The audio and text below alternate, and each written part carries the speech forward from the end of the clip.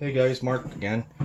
It's kind of an impromptu video. My Zartan, as you can see, his O-ring broke, so I got a replacement. But then I found out that he's glued together by the manufacturer, and I found out that you have to cut along the seam, which was nerve-wracking enough because you're cutting into a figure. But I managed to get him apart and cleaned out, and now I'm going to try to replace the O-ring. This is going to be kind of tricky, I think, because the body's not 100% pulled apart, but at least when I'm done, he'll be back together again, and I can clean up anything that I made a mistake on with shaving, like cutting through, because you literally have to go down the seam and kind of cut right through, and then pop them apart.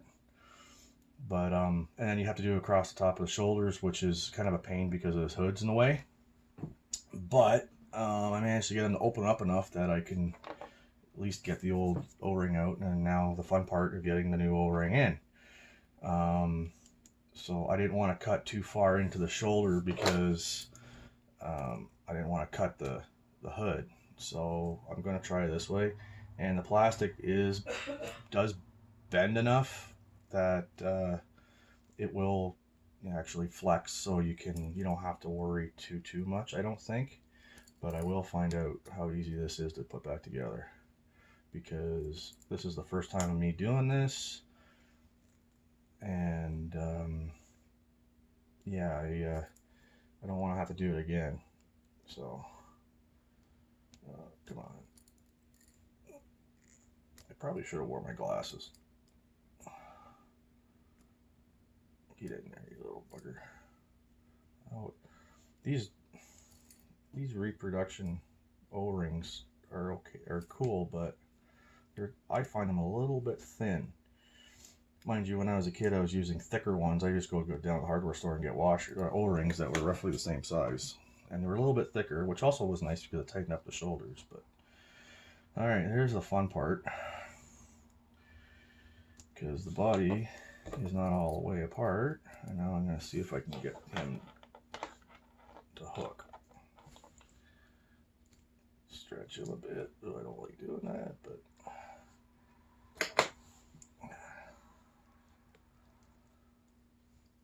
maybe I can hook it like this.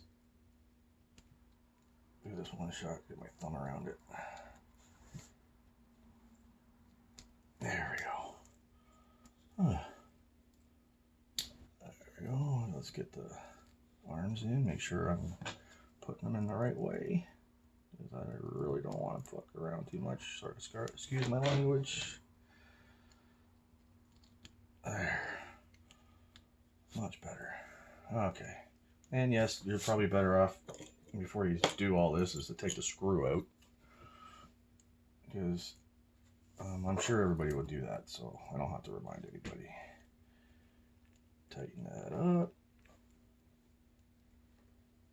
There. Perfect.